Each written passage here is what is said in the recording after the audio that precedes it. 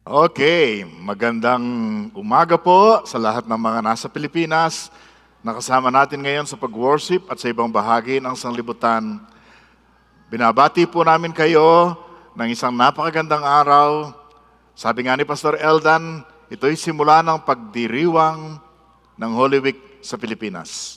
Salamat meron tayong ganito, na tayo nakakapag-focus, tayo makakapag-concentrate, sa pinakadakilang kamatayan, sa ilang araw na talagang nagbago sa kasaysayan ng sanglibutan. Because this week we celebrate the death, the crucifixion ng ating Panginoong Jesucristo. Nais ko pong basahin natin ang dalawang verse sa Bible. Ang una po ay 1 Peter 3:18 at ang pangalawa ay ang Romans 5:8. Nais ko pong tumayo tayong muli. Samahan ninyo ako sa pagbasa nito.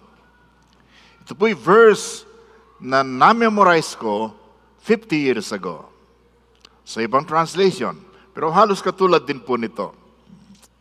For Christ also died for sins, once for all, the righteous for the unrighteous, that He might bring us to God, being put to death in the flesh, but made alive in the Spirit. Romans 5:8, na favorite ng marami sa atin. But God demonstrates His own love for us in this: while we were still sinners, Christ died for us. Tayo po'y manalangin. Dakila naming Diyos, salamat po nakapag-offer kami sa inyo ng mga awitin na dinadakila ang madugong kamatayan ng anak ng Diyos sa krus ng Kalbaryo upang matubos kami mula sa aming mga kasalanan. Salamat, Panginoon. May pagkakataon kaming sabihin sa inyo ng buhay namin, ang puso namin ay tanging sa iyo at para sa iyo lamang. Inaanyahan po namin ang Holy Spirit na siyang maguna sa amin, magpaliwanag sa amin, magliwanag sa aming isip, sa aming puso, sa aming mga damdamin. And we speak the name of Jesus na siyang magbibigay liwanag sa bawat isang narito. At kami nagkukubli sa kapangyarihan ng dugong nabuo sa krus ng Kalbaryo upang hindi makapakialam sa amin ang aming kaaway. At anumang diwa, Panginoon, anumang pagdadaanan, aming tinatakpan at kinukubli ito sa kapangyarihan ng dugo ng aming Panginoon Yesus. Ito ang aming dalangin sa makapangyarihang pangalan ng aming Panginoon Yesus lamang. Amen at amen. Please take your seats.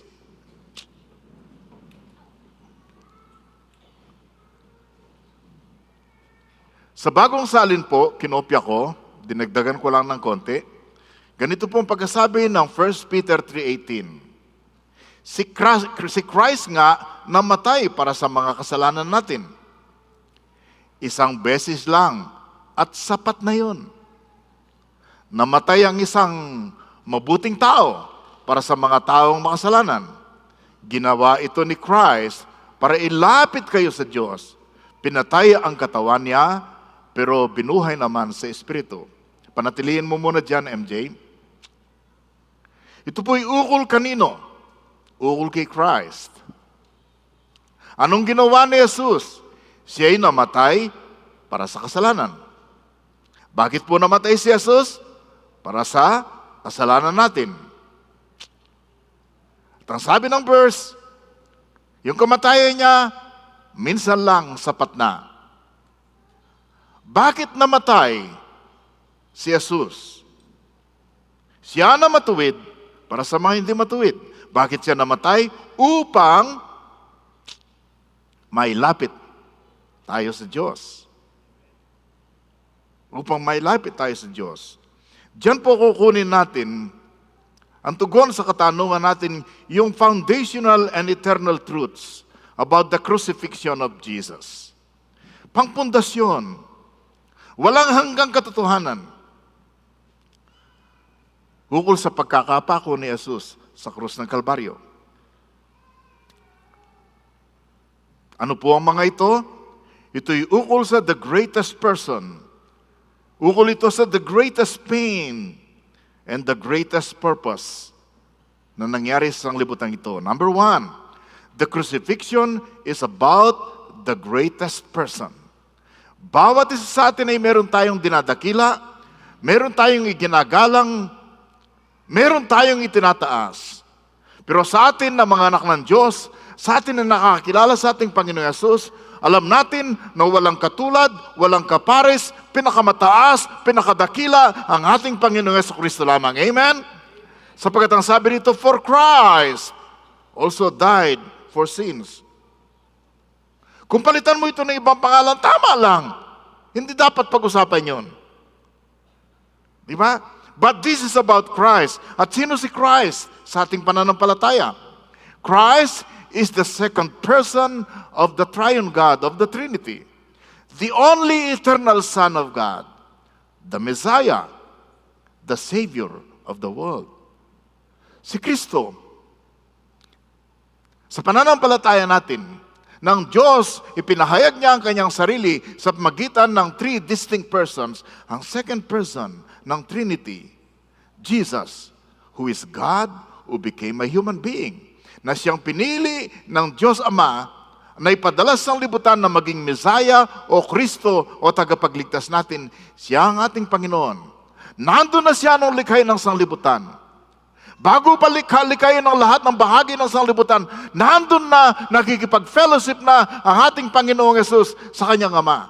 Kaya ang sabi niya, nung manalangin siya bago siya ipako sa krus, ang sabi niya, glorify me with the glory that you have given me before the world began. Alam mo niyo, madalas nating iniisip, bago nilikha ng Panginoon ang universe, ang sanglibutan, bago niya tayo nilikha, bago nangyari ang kasaysayan ng ito, anong ginagawa ng Diyos? Nagfe-fellowship sila. Ang Diyos ay complete. It's a triune God. Ano pang ginagawa ng Diyos? Iniisip Kanya. Paano natin nalaman yon? Pinag-aralan natin yung nakaraan sa Ephesians 1, na bago pa nilikha ang sanglibutan ng Diyos ang sanglibutan, pinili ka na niya. God was already thinking of you. And Jesus was already there. At alam natin, siya lamang ang bugtong na anak ng Diyos sapagkat sa sinasabi nilang pinakasikat na verse sa buong Bible, ang John 3:16, na ganitong sinasabi, for God so loved the world that He gave His one and only Son. Ay, sabi niya, one and only po. Bugtong na anak. Paano tayo? Anak din tayo ng Diyos. Adopted po tayo. Talagang isa lang ang anak ng Diyos. Di ba? Bugtong na anak. Naintindihan naman natin ang salitang bugtong eh. Siguro madalas tinatanong ng iba sa atin, one person namatay para sa lahat. The question is, Pastor, paano po ang isa ay pwedeng mamatay para sa lahat? Kasi conforme kung sino namatay. Hindi ordinaryong tao. Hindi lang basta matuwid na tao. Kahit na posibleng merong isang taong walang kasalanan, hindi pwedeng mamatay ang taong yun para sa lahat. Pero ang namatay ay Diyos.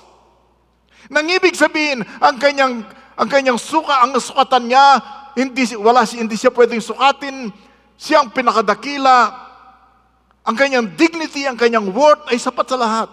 Halimbawa po, nandito ang ating Panginoon Yesus sa scale na to, sa timbang ito. Nandiyan si Kristo, ang Diyos na lumikha ng langit at ng lupa, ang Diyos na nagkatawang tao, ang Diyos na namatay sa krus ng Kalbaryo, inilibing na buhay na muli. Nandito si Kristo. At nandito ang lahat ng mga tao. Billions na nabuhay noong nakaraan, billions na nabubuhay sa kasalukuyan, billions na mabubuhay pa sa darating na panahon. Si Kristo ay para sa lahat ng ito. Kahit po mabigat ito, kahit marami ito, Jesus outweighs them all because He is God.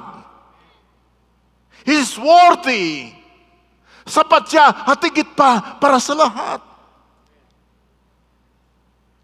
Ganon po katindi ang linggong ito na sineselebrate natin. It is not just an ordinary one who died for us. Hindi katulad ng mga bayani natin na naghirap para sa atin. This is about the Lord Jesus Christ. This is about the Son of God. This is God who became a human being para iligtas tayo at namatay sa krus ng Kalbaryo. Sabihin nyo, Amen. Lakasan nga ninyo. Parang medyo pagod na pagod kayo at nabibigatan kayo. Naintindihan namin yung mga involved sa kasalan, napagod kayo, pero hindi naman lahat tayo nandun, di ba? Sige nga, palakpakan natin ng malakas ang ating Panginoon. Lakasan nyo, yun lang ba? Yes! Yan ang palakpak para sa Diyos. Hindi yan palakpak para sa politiko at saka sa artista, di ba? The Lord Jesus Christ is the reason for this occasion, for this worship. At namatay siya sa krus nung tayo makasalanan pa. Nang ibig sabihin, hindi ka kailangan maging mabuti para tanggapin ka ng Diyos. Minahal ka niya nung hindi pa karapat-dapat. Minahal niya tayo nung hindi pa tayo karapat-dapat. It is about the crucifixion is about the greatest person. Tanong, sa buhay mo ba, sino ang higit mong pinahalagaan araw-araw? Siyempre, the greatest ang ating Panginoon. Pero umamin tayo, kadalasan hindi siya great at hindi siya greatest para sa atin. Di ba? Aminin. He is the greatest person. And secondly, ano yung pangalawang foundational truth about the crucifixion? The crucifixion is about the greatest pain. Ang pagkapako ng Diyos na nagkatawang tao sa krus ng Kalbaryo, ito po ang masasabi nating pinakamapait, pinakamasakit,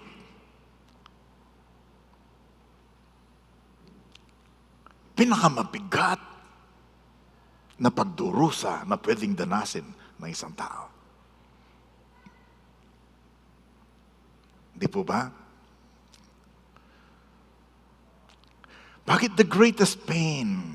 Bakit pinakamatinding sakit at paghihirap at pagtitiis?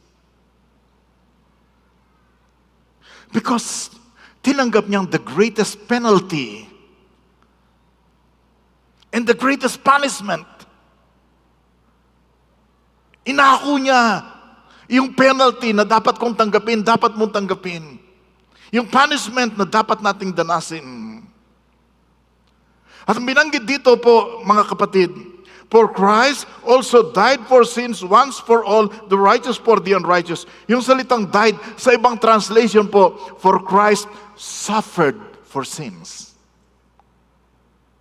Nang ibig sabihin, hindi lang ito dahil sa stress, hindi lang sa pressure, kundi talagang suffering matindi.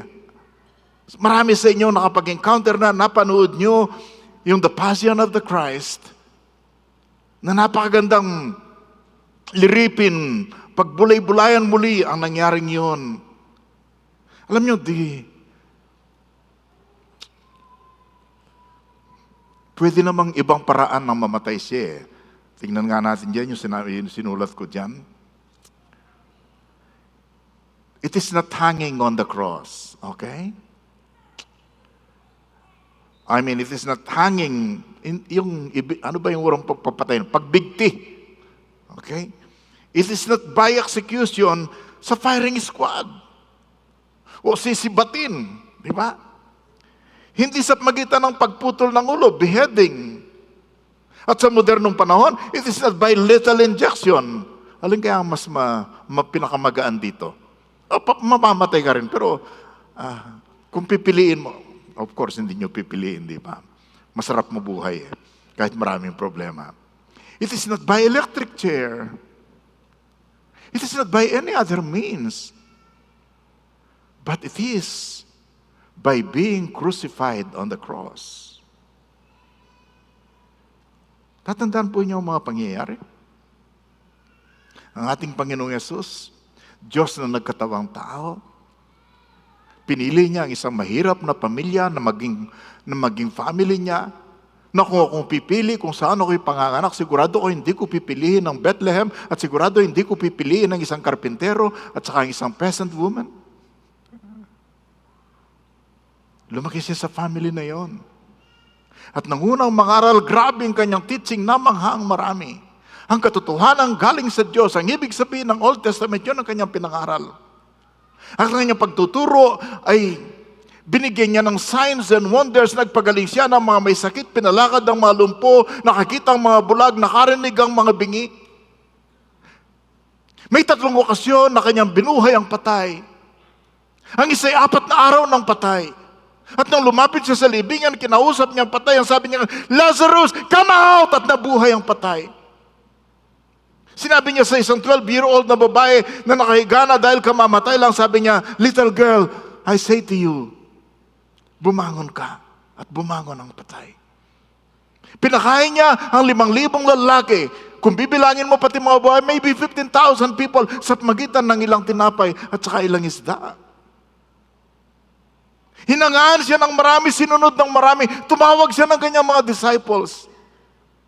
Pero dahil sa inggit, sa takot, si dinakip, hinatulan ng kanilang high priest na si Jesus ay dapat mamatay, dinalala kay Pilato. Si Pilato naghugas kamay.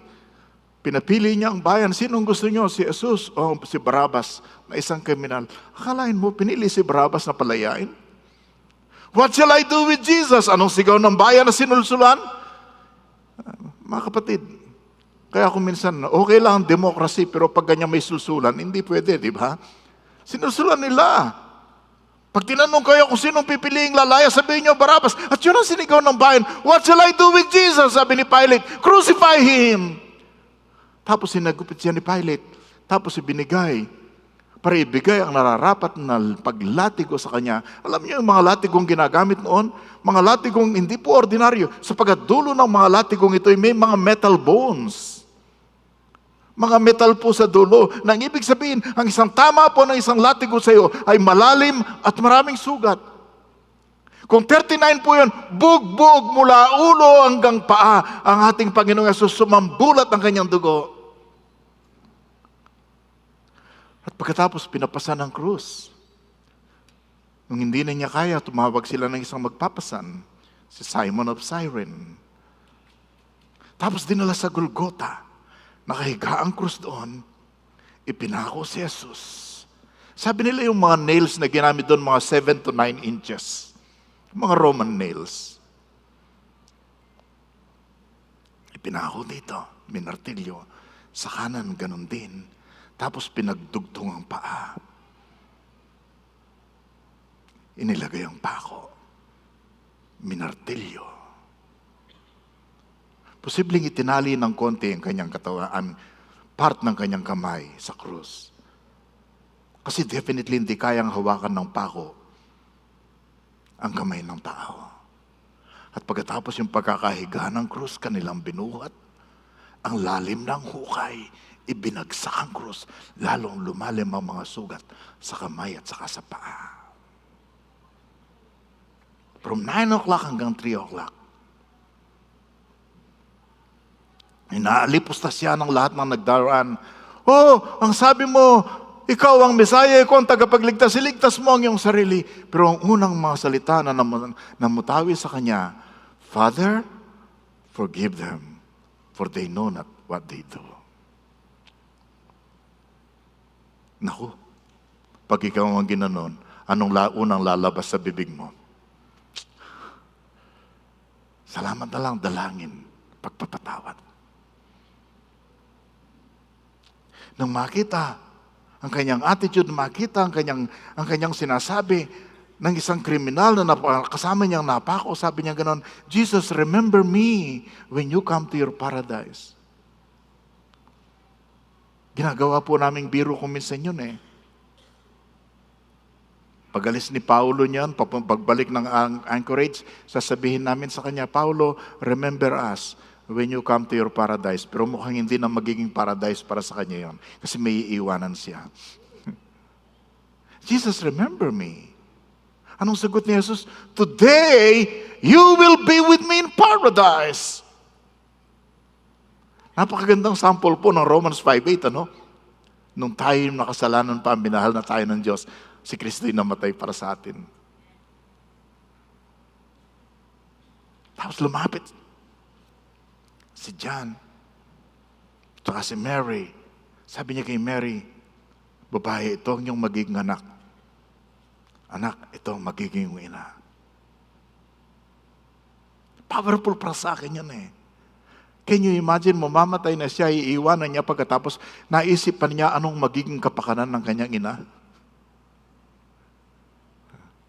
Eh, sa atin eh, ang lakas-lakas pa ng anak eh. Hindi man lang maisip ang magulang, ano?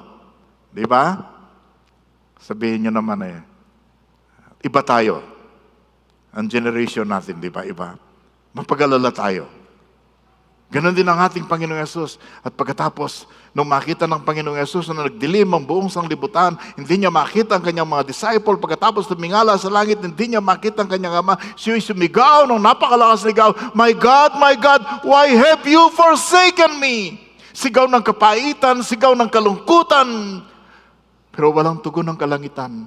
Pero alam natin kung bakit pinabayaan si Jesus sa krus ng Kalbaryo. Sapagkat mahal tayo ng Diyos, gusto niya tayong maligtas.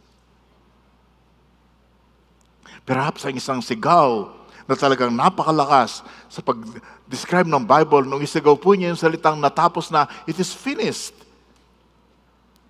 Sa Greek word po, isang salita lang yun, tetelestai.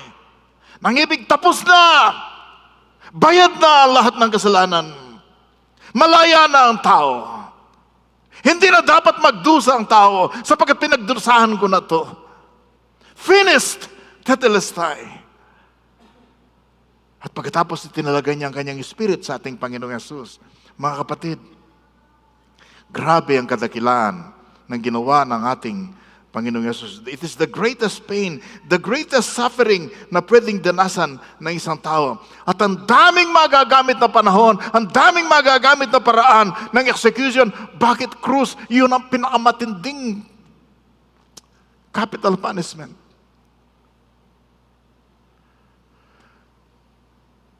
Kaya nga po merong natatanging English word na hinango sa crucifixion eh. Sa sobrang sakit. Excruciating. Yun ang pinili ng Diyos. Parang kaparusahan na dapat mong tanggapin, ang pagtitiis na dapat kong danasin dahil sa aking kasalanan, ay maako niya. Inako niya ang lahat ng kasalanan ng mga taong nabuhay sa sanglibutan ito. Meron pong isang verse na kung minsan pinagtataka natin bakit, anong ibig sabihin nito. Ito po yung Revelation 13. Sabi po ng Revelation 13, okay, babasahin ko na lang po. Sabi rito, ito po tinutukoy sa time ni Antichrist. Yung lahat ng magpapatatak, yung mga tao ang kanilang pangalan ay wala sa kalat ng buhay. Okay? Yan ang magpapamark ni Antichrist ng 666. Sabi, all those whose names have not been written in the Lamb's Book of Life, the Lamb, ang kordero ng Diyos, the Lamb who was slain from the creation of the world. Ang kordero na pinaslang na, pinatay na, bago pa likay ng sanglibutan. Sabi niyo, Pastor, hindi ba mga 33 AD yan? Bakit ang sabi diyan, si Jesus pinatay na bago pa nilikha ang sanglibutan ito?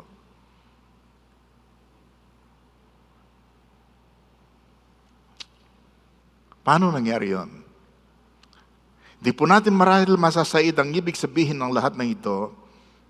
Pero ito po ay nagpapakita sa atin ng plano ng Diyos sa pagliligtas para sa iyo at para sa akin sa magitan ng kamatayan ng second person of the Trinity na si Kristo. Hindi po yan second thought or afterthought ng Panginoon. Hindi po yan plan B. Nang ibig sabihin, bago pa tayo nalikha, bago pa nalikha ang mundo, alam na ng Diyos, isang araw, lilikasin ng tao, magkakasala, at ahabulin ng kanyang pag-ibig, ibibigay ang kanyang bugtong na anak. Bago pa nilikha ang sanglibutan, iniisip na tayo ng Diyos, minahal na tayo ng Diyos, sa kanyang isip, ang kamatayan ni Jesus was already a done deal. Hindi na mababago ang pag-ibig ng Diyos sa iyo. Noon pa, tapos na sa plano ng Diyos ang bagay na yan. For Christ also died for sins, ano yun? Once for all. Nais ko pong bigyan ng highlight ng konti yun Yung salitang once for all. Minsan lang, sapat na yun, sabi. Nang ibig sabihin, ang kamatayan ni Jesucristo ay minsan lang. Hindi na pwedeng ulitin. Hindi ka na pwedeng pumunta sa Pampanga at magpapako ka doon. Walang silbi yun. Okay? Hindi ka na pwedeng magpenitensya, magpasan ng krus at pagkatapos magpaghagupit. Hindi po sapat yun. Hindi na po pwede yun. Bakit? Ang ginawang kamatayan ni Jesus, ang Diyos na nagkatawang tao, ay sapat na para sa lahat ng tao. Hindi dapat ulit-ulitin. What He did was enough for each one of us.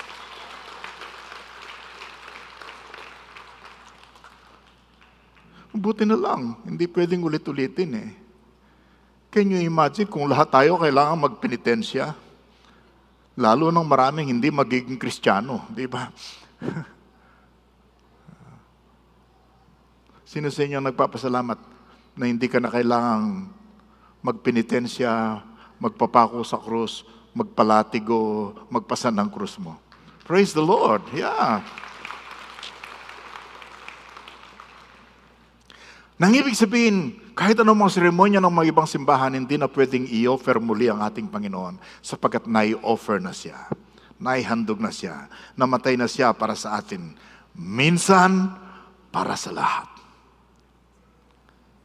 It is about the greatest person and the greatest pain na pwedeng danasin ng isang tao at inako ng ating Panginoong Yesus yun. Pangatlo, it is about the greatest purpose. Bakit ginawa ng Panginoon yun?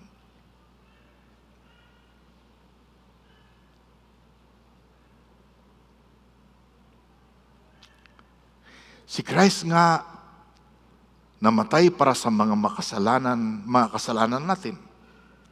For Christ also died for sins. Siya'y namatay para sa mga kasalanan natin. Yung mga pinapatay sa krus noong unang panahon, dahil may kasalanan sila. Sila yung mga kriminal. Pero si Kristo ay namatay hindi para sa kanyang sarili, kundi para sa ating kasalanan. Sino po sa inyo naniniwala na kayo makasalanan? Kung hindi po kayo makasalanan, hindi po kayo bagay sa Zion, kailangan nasa langit na kayo. Okay? Perfect na po kayo. Okay?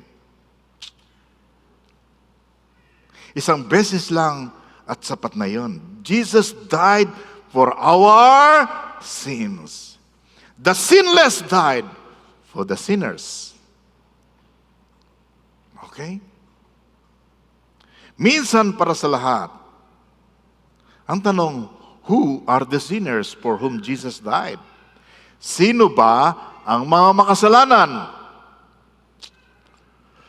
Sabihin niyo, Pastor, tinatanong pa ba yan? Kailangan ba yung i-memorize? Hindi ba lahat ng tayo, lahat ng taga-Zion alam yan? Hindi ba lahat ng nakikinig ngayon o nanonood ngayon alam nila kung sino makasalanan? Who are the sinners? Ang sabi po sa Romans 3:23, we'll have to repeat this.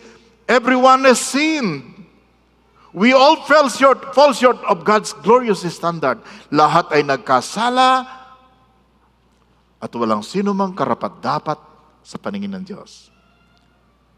Pag sinabi pong lahat, anong ibig sabihin nun? All. Ay, English lang po yon. Ang ibig po sabihin ng lahat, lahat. Everyone. Kasama ka, kasama ako, kasama yung pinakamabait na taong alam mo. No wonder pati si Mary sasabihin niya no sa kanyang Magnificat, in God, my Savior, kailangan din niyang tagapagligtas. Lahat ay nagkasala, di ba? Di po ba? Na tayo ay nagkakasala sa ating iniisip. Naku, matindi yan. Sino sa inyong naisip at nagalit na sa inyong kapwa na kahit na kung kaya mo lang, pwede mo siyang tirisin. Kaya lang, hindi mo kayang tirisin. Kaya iniisip mo na lang na gusto mo siyang tirisin. Sino sa inyong nagkasala na sa magitan ng kanyang salita? Ano ko, yung iba sa atin madalas? Pati comma at saka period at exclamation point. Kung minsan naiiba tayo. Tunay na tayo yung makasalanan. Hindi dahil sa nagkasala tayo, kundi dahil may makasalanang likas tayo. Nang ibig sabihin, hindi mo na kailangan turuan ng isang bata na magkakasala, napapansin mo na lang, natututo na siya kaagad. Kasi nasa likas ang pagiging makasalanan. Namana po natin yun. Ang sabi po sa Isaiah 53:6 na ginawang isang awit noon, all we like sheep have gone astray. We have turned everyone to his own way, and the Lord has laid on him the iniquity of us all. Lahat tayo parang mga tupang naligaw ng landas. Pinili natin ang kanya-kanyang discarded paraan ng buhay. Wala pong isa man sa atin ang pwedeng magmalaki na ako'y tatanggapin ng Diyos sapagkat mas mabait ako sa iyo. Lahat ay nagkasala at hindi po natapos doon ang kwento. Sana maging very comforting pag, ay may problema ka ba? Pareho tayo, may problema din ako. Medyo nakakatuwa yung ganon, di ba? Misery loves company. Pero hindi eh.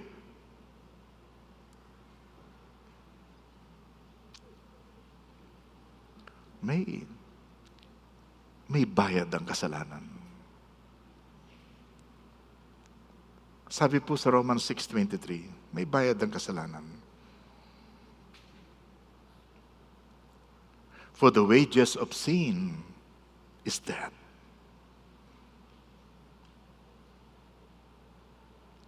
Sabi niyo, Pastor, kung tayo nagkasala at ang bayad ng kasalanan, bakit buhay pa ako?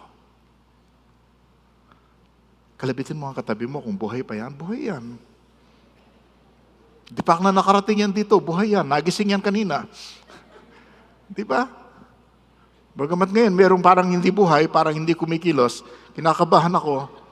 Mamaya, tatawag na akong doktor pag hindi ka pa kumilos. Okay. Sabi niyo, bakit? Nagkasala ko, ang dami kong kasalanan, ba't buhay pa ako? Sapagkat sa Biblia, ang kasalanan na mayroong iba't ibang kahulugan. Ang ibig sabihin, hindi lang physical death, yung maghihiwalay ng kaluluwa mo sa iyong katawan. Ito yung ibig sabihin ng spiritual death, kayo hiwalay sa Diyos. Dahil sa kasalanan, hiwalay ka sa Diyos. May relihiyon ka, pero ang totoo, hiwalay ka sa Diyos, hindi mo kilala ang Diyos. At hindi mo alam kung saan ka pupunta. Spiritual death.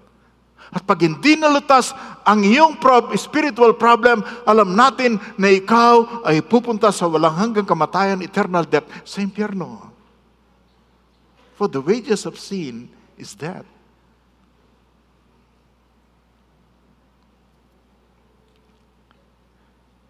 May bayad ang kasalanan. Sin has hit its penalty. Iyon ang hinarap at nilutas ng ating Panginoong Jesucristo. Ginawa niya ito para hindi ka na magdusa. Alam niyo, nung magkasala tayo, ang tindi po na nangyari sa atin, we became enemies of God, we were condemned already, we were separated from God, we are going to hell, but Jesus took it all upon Himself. Yung separation, yung condemnation, yung pagiging kaaway natin, ipinako niyang lahat sa krus. Yung impyerno kanyang dinanas sa magitan ng maikling panahon ng kanyang kamatayan. Ilang katotohanan po na dapat nating i-remind. Medyo gagamit tayo ng ilang terms dito na madalas ginagamit namin sa mga seminary, pero dapat maulit natin dito. Some truths about the purpose of the crucifixion. Bakit namatay si Jesus sa krus? Number 1, it is a substitution. It is a substitution. Sino po sa inyo ang naglalaro, nakakaalam ng mga laro ng basketball? Alam niyo kung sino yung substitute. May naglalaro doon, tapos kukunin mo siya, papalitan. Si Jesus po ang ating substitute. Siya ang ating kapalit. Sinong dapat ipako sa cross? Ang makasalanan. Sino yun? Kayo at ako. Pero sabi ni Jesus, ako ang mamamatay para sa iyo. For Christ also died for sins once for all. Nandito po yung term. The righteous for the unrighteous. Ang mabuting tao, ang walang kasalanan, namatay para sa makasalanan. Si Jesus ang ating substitute. And then pangalawa, it is a redemption. Ito'y katubusan. Ito'y pagtubos. Sa pagkakautang natin sa madami nating kasalanan, binayaran ni Jesus died for sins as a payment sa ating kasalanan. Sino po sa inyo nagkautang na? Of course, legal ang pangungutang, di ba? Sa bangko, sa ano. Pero kung minsan yung iba sa inyo ay kilala nyo ang isang tao, pag mangungutang kayo, pag magbabayad na, hindi nyo nakilala, masamang pangungutang yon, di po ba? Another kasalanan. Sino po sa inyong biktima na ng ganon? Nung umihiram, napakalapit sa iyo, napaka-sweet. Nung panahon na ng pagbabayad ay hindi mo makita. Binlock ka pa. In-unfriend ka pa. Di ba? Sino po sa inyo alam niyo ang ibig sabihin ng pagkakautang? Halimbawa, may utang ka, 10,000 pesos sa isang kaibigan. Tapos yung panahon ng bayaran, magbabayad ka na, sabi ng kaibigan mo, huwag ka nang magbayad, bayad na. Bakit? Dumating si nalaman niya ang problema mo. Ang sabi niya, huwag na kitang singilin, bayad na to. Pagbayad ng utang mo, huwag mo nang bayaran. Di ba? Yung utang natin, yung kasalanan natin na dapat nating pagdusahan, dapat tayong pahirapan, binayaran na, pinagdusahan na ng Panginoon para sa ating katubusan. It was a redemption. He paid for it. Nung sumigaw siya ng tetelestai, it is finished, ang parang sinasabi niya, paid na lahat, bayad na lahat. Yan din po ang dahilan kung bakit tayo napatawad. Bakit tayo napatawad sa ating kasalanan? Pakatandaan po niyo ito, Jesus did not die to make bad people good, but to make dead people alive. Si Jesus ay hindi namatay para gawing mabuti yung masamang tao, kundi para bigyan ng buhay ang mga taong patay sa kasalanan. Yeah. So it is a substitution, it is a redemption, and it is reconciliation. Reconciliation. Ito'y pakikipagkasundo muli. Di ba? Sabi ni Apostol Pablo, tayo naging kaaway ng Diyos. Pero nung tanggapin natin si Kristo, tayo naging kaibigan. We have peace with God through our Lord Jesus Christ. Sabi ng verse, that He might bring us to God. Sapagkat tayo nawalay mula sa Diyos, naging kaaway tayo ng Diyos, ngayon namatay si Jesus upang maibalik tayo sa Diyos. That He might bring us to God. Alam po nyo, ang kasalanan kasi naghihiwalay paghihiwalay ng kaluluwa sa katawan, paghihiwalay natin sa Diyos, walang hanggang pagkahiwalay sa impyerno. But when Jesus died, He brought us back to God. Sin is separation. Sin separated us from God, but the death of Jesus brought us back to God. And now, we have peace with God. Hindi ka nakaaway ng Diyos. Hindi ka nahiwalay sa Diyos nung si Kristo ay tinanggap mo sa iyong puso at sa iyong buhay. Amen and amen. And number 4, it is a demonstration of love. This is not a theological term anymore. This is more of a legal term. Demonstration, ebidensya. The death of Christ is a demonstration of the love of God. Romans 5:8. Ulitin natin yung verse. But God showed this great love for us by sending Christ to die for us while we were still sinners. Naku, gustong-gusto ko po ito eh. Hindi niya inintay na magpakabay tayo. Kasi kumisan pag may ina niya, sama ka na sa cell groups, punta ka na sa church. Hindi, ayusin ko muna ang buhay ko. Hindi, marami pa akong sablay, marami pa akong sabit. Hindi po. Hindi hinintay ng Diyos na maging mabait tayo ng konti. Namatay siya nung tayo'y may sabit pa, sablay pa, makasalanan pa, hindi tayo karapat-dapat. Ganon ang pag-ibig ng Diyos para sa akin at para sa iyo. Yeah. Yung inawit natin kanina, yung the reckless love of God, grabe tayong mag-describe eh. Yung unang kinakanta noon, nung mga hindi pa kayo Christian, mga bata pa kayo, stubborn love. Di ba? May ganun, di ba? Ano po ba yung kanta sa kasal nila, Pastor Elton? Yung, ano yan? Extravagant.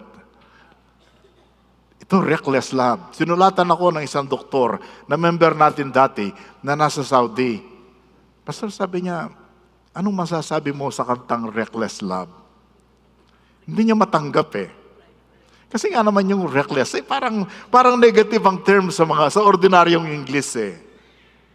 Ang sabi ko sa kanya, ang tagal bago ko nasagot kasi gabi-gabi ko na nabasa. After few days na alala ko, sasagutin ko pa nga pala si Doc. Sinagot ko siya, sabi ko, alam mo, marami tayong term na ginamit na kumisan parang hindi ka tanggap-tanggap. Pero actually, yun ay naglalabas ng ibig sabihin na grabe ang tindi ng ginawa ng Diyos. Sapagkat ikaw, hindi mo ipadadala ang anak mo sa isang magulong lugar. That will be reckless. Sabi ko sa kanya, this is a poetic license. Allowed ang mga sumusulat ng mga tula at ng poetry, ng song, na gumamit ng ganong term. Talagang hindi naman, reckless talaga at saka stubborn eh. Hindi siya nagsasawang lapitan ka, palalahanan ka. Grabe, napakamapilit naman ang pag-ibig ng Diyos. Ikaw nang umaayaw, inahabol ka pa. Pero bandang huli, ang sarap naman nun, di ba?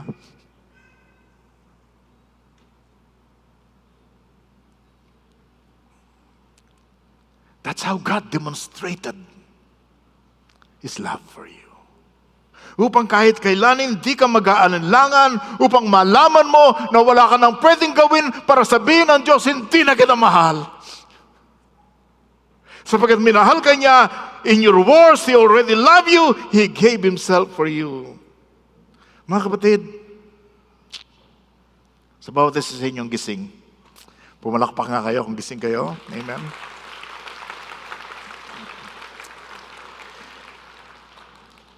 Sabi nga ni Pastor Adrian, sabi niya, if you woke up this morning and you're still here, God still has a plan for your life. Kung nagising ka ngayong umaga at ngayon nandito ka, God is telling you today, I have a plan for you. Gusto kong maranasan mo aking pag-ibig. Gusto kong mabuhay ka dahil sa aking pag-ibig. Gusto kong ibahagi mo sa iba ang aking pag-ibig. Sino po sa inyo na yung oras na ito ay napagtibay sa puso mo na ang tindi pala ng pagmamahal ni Lord sa iyo? Na sa krus ng Kalbaryo, hinugasan ng dugo ni Jesus ang lahat ng ating kasalanan. Binayaran niya ang lahat ng ating dapat bayaran. Ang naghihintay sa atin ay isang magandang fellowship sa Kanya. Naging anak tayo ng Diyos. Naging lingkod tayo ng Diyos. At pagkatapos ng buhay sa mundong ito, alam natin na pupunta tayo sa langit ng Diyos. Pwede pong tumayo tayo saglit.